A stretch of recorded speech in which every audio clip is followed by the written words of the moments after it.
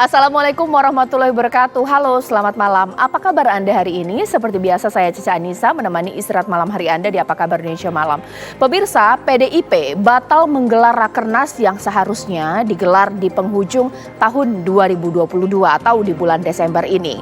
Tapi urung dilaksanakan karena berbagai alasan. Hasto mengatakan bahwa salah satu alasan yang menjadikan PDIP batal menggelarnya adalah dinamika internal pemirsa atau dinamika politik terkini. Tapi spekulasi kemudian muncul, kenapa ya PDIP batal menggelar Rakernas, mengingat Rakernas itu adalah penting ajang untuk mengumumkan keputusan-keputusan partai. Yang paling santer adalah apakah jangan-jangan PDIP belum ketuk palu soal capres siapa yang akan diusung oleh PDIP. Itu yang menjadi tema saya di malam hari ini, tapi gelaran Piala Dunia juga menarik, kita akan bahas. Selain final Piala Dunia, pertandingan malam hari ini Kroasia versus Maroko untuk memperebutkan tiket atau juga peringkat ketiga juga menarik. Kira-kira siapa yang punya kemungkinan besar untuk menjadi juaranya? Dua tema itulah yang akan saya hadirkan untuk Anda, tapi informasi lainnya juga saya hadirkan di antaranya. Kita kembali lagi ke persoalan sidang Verdi Sambo pemirsa, yang mana kemudian menjadi informasi pembuka untuk Anda. Seandainya perintah saudara itu dalam rangka pengungkapan kasus atau dugaan tindak pidana tersebut atau mencoba untuk menghindari dari skenario saudara tersebut?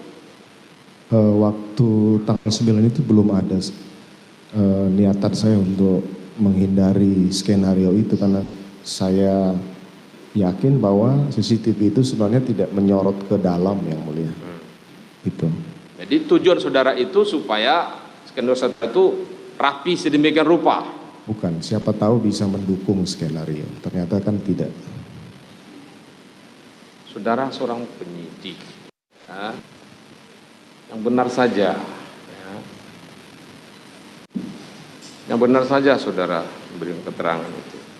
Kalau mendukung menurut saudara adalah mendukung, ya, justru itu, ya, apakah tidak dalam pikiran saudara itu justru akan menghancurkan atau membuyarkan skenario saudara itu dengan keberadaan sisi-sisi tersebut?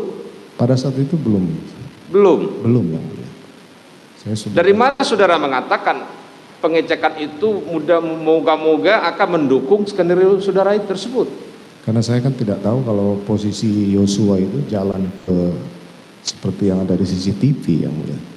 Jadi saya pikir cuma mobil. Artinya saudara, saya sudah paham. Artinya saudara berusaha, kalaupun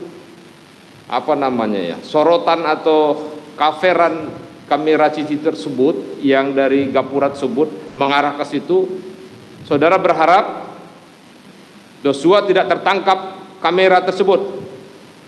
Harapannya sih seperti itu, yang mulia. Itu harapan saudara. Tapi itu kan makanya saudara memastikan itu diamankan. Saya waktu itu hanya natural untuk mengecek saja, yang mulia. Iya, itu mengecek itu. Iya. Betul seperti itu kan? Untuk mengecek itu, untuk memastikan kalaupun CCTV itu masih aktif atau nyala, namun ketika dilakukan pengecekan tidak tercover oleh kamera pada CCTV tersebut. Kalau saya ingin memastikan itu pasti saya akan lakukan di awal-awal, yang mulia. Saya biarkan ini terus dilakukan pengecekan oleh mereka sampai pada laporan tanggal 13, yang mulia. Tanggal 11 saya juga tidak meminta hasilnya, 12 juga tidak, tanggal 13 lah baru dilaporkan oleh Arief, yang mulia. Sementara itu pemirsa, Verdi Sambo mengaku bersalah karena melakukan rekayasa yang berbuntut pada perintangan penyidikan dan mengorbankan sejumlah juniornya. Dia mengklaim dirinya lah yang seharusnya bertanggung jawab. Saudara saksi, sesuai BAP saksi di sini, saudara saksi pernah membuat surat pernyataan tanggal 30 Agustus tahun 2022. Bisa saudara saksi jelaskan atau ceritakan ke persidangan ini terkait apa surat pernyataan itu? Oh ya, pada saat pemeriksaan di penyidik cyber saya sudah sampaikan.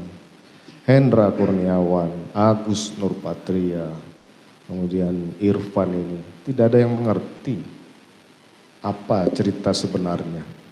Mereka tidak salah. Mereka orang-orang yang hebat. Saya tidak bisa menghadapi mereka semua karena saya tahu saya salah, yang mulia. Saya tahu saya salah.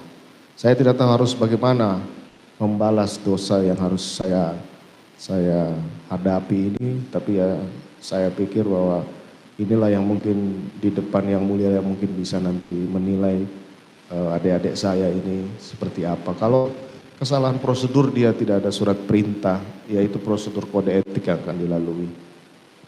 Itu mungkin isi dari pernyataan saya itu. Saya sampaikan di setiap tingkat pemeriksaan, di setiap proses yang saya hadapi. Mereka nggak tahu apa-apa. Tapi apa yang terjadi? Dianggap karena dia ini bekas pri saya lah. Kemudian dia tahu ceritanya. Dianggap dia ini anggota saya, kemudian dia tahu ceritanya. Karena ya saya salah karena saya melakukan kebohongan dalam cerita awal itu. Saya salah yang mulia dan saya siap dihukum untuk tindakan yang saya lakukan.